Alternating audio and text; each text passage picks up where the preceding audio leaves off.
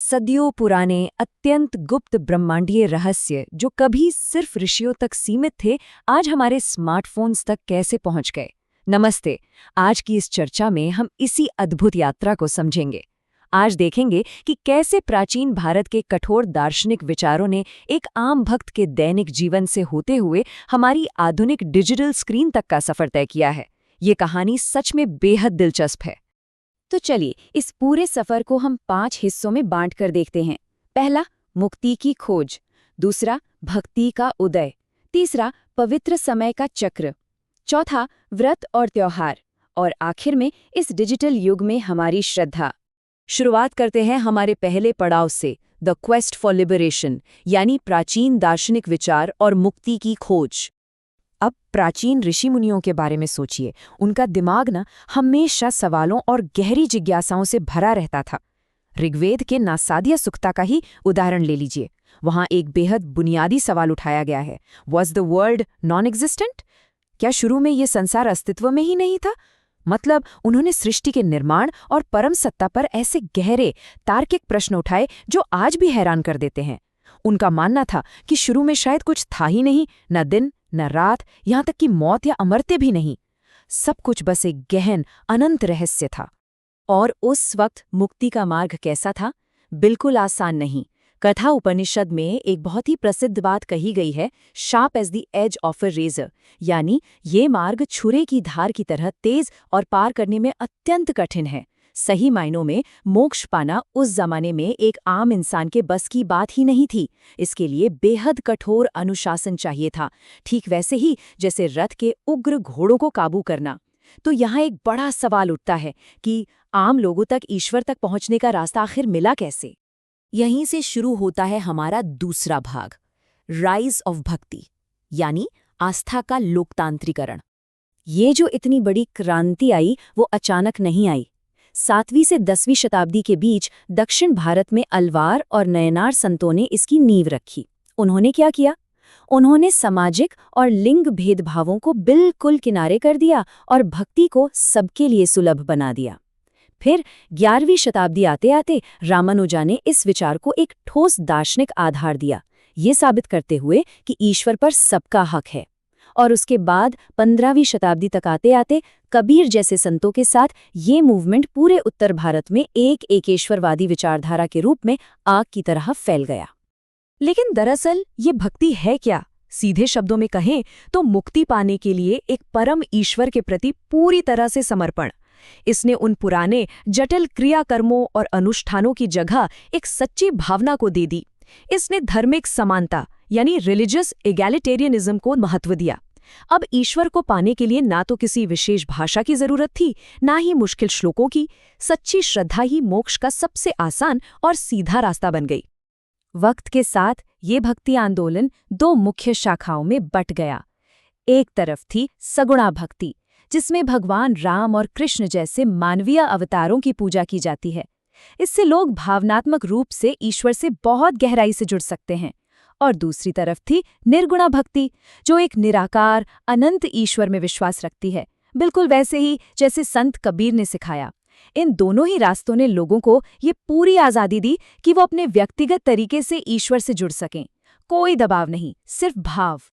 अब बढ़ते हैं तीसरे हिस्से की तरफ, cycles of sacred time, living the cosmic rhythm. Hindu परंपरा में समय को देखने का नजरिया बड़ा अलग है। ये कोई एक सीधी रेखा नहीं है, बल्कि एक चक्र है, एक पहिया है।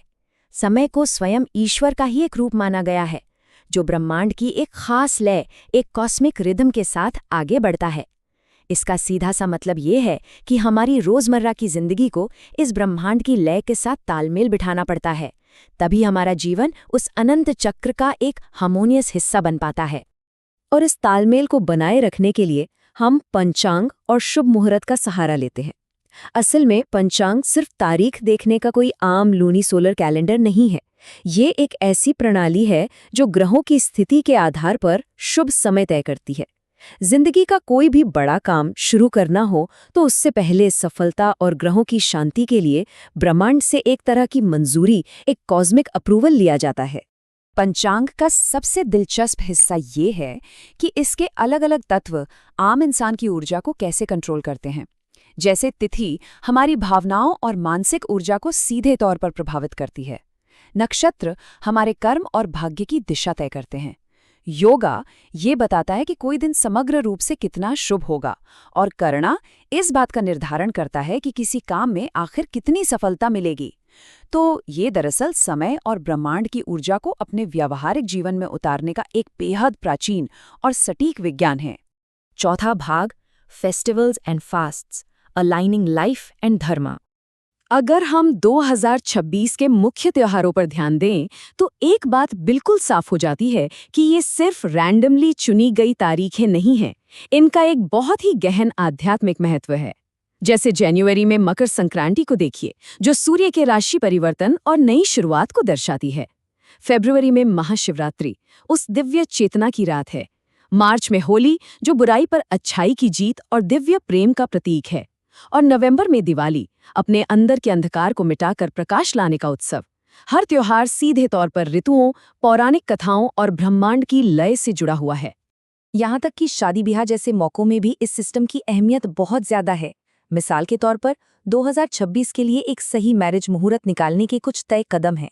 सबसे पहले जुलाई से अक्टूबर तक के चतुर्मास को हटा दिया जाता है, क्योंकि ऐसी मान्यता है कि इस दौरान भगवान विष्णु कॉस्मिक रेस्ट यानी विश्राम पर होते हैं। फिर जुपिटर, जो ज्ञान का प्रतीक है, और वीनस, जो प्रेम का प्रतीक है, उनकी अनुकूल स्थिति देखी जाती है। और उसके बाद ही जनवरी, फरवरी या मई जैसे शुभ महीने चुने जाते हैं। ये दो लोगों के भाग्य को ब्रह्मांड के साथ जोड़ने का एक अत्यंत ही व्यवस्थित तरीका है। और अब आते हैं अपने आखिरी और सबसे आधुनिक पड़ाव पर, devotion in digital age, faith in the palm of your hand. 50,000 से ज्यादा, जी हाँ, ये भक्ति भारत नामक एक ऐप के डाउनलोड्स की संख्या है। ये इस बात का बिल्कुल प्रत्यक्ष प्रमाण है कि आज के समय में लोग कितनी आसानी से अपनी दैनिक पूजा और धार्मिक साहित्य तक पहुंच जाते हैं। जो ज्ञान पहले सिर्फ मोटे मोटे ग्रंथों तक सीमित था, वह अब पूरी तरह से डिजिटल रूप में बदल गया है। और जरा सोचिए, 351 से भी ज्यादा भजन अब बस एक टैप पर उपलब्ध हैं। एक वक्त था जब ये भजन सिर्फ मंदिरों के अंदर सुने जाते थे या पीढ़ी दर पीढ़ी मौखिक रूप से गाए जाते थे, लेकिन आज इनका एक इतना विशाल संग्रह सीधे लोगों की जेब में है। एक्सेसिबिलिटी की इस पूरी कहानी में ये सच में एक बहुत बड़ा गेम चेंजर है। टेक्नोलॉजी असल में अब आस्था का नया सारथी बन चुकी है। इस ऐप के कुछ फीचर्स पर गौर करें। आज की तिथि ट्रैक करना हो, 60 से ज्यादा आरतियां हो, रोजाना के मंत्र हो, 301 से ज्यादा मंदिरों की डायरेक्टरी हो, या क्षेत्रीय त्योहारों की प्लानिंग करना। और सबसे कमाल की बात, वो धार्मिक किताबें और साहित्य जिन्हें कभी ढूंढना लगभग नामुमकिन था, वो आज डिजिटल फॉर्म में बिल्कुल सुरक्षित हैं। ये सभी बातें साबित करती हैं कि टेक्नोलॉजी ने इस प्राचीन धरोहर के दरवाजे सच में आम जनता के लिए खोल दिए हैं। और अब जब हम इस चर्चा के अंत में हैं, तो ये एक बहुत गहरा सवाल छोड़ जाता है।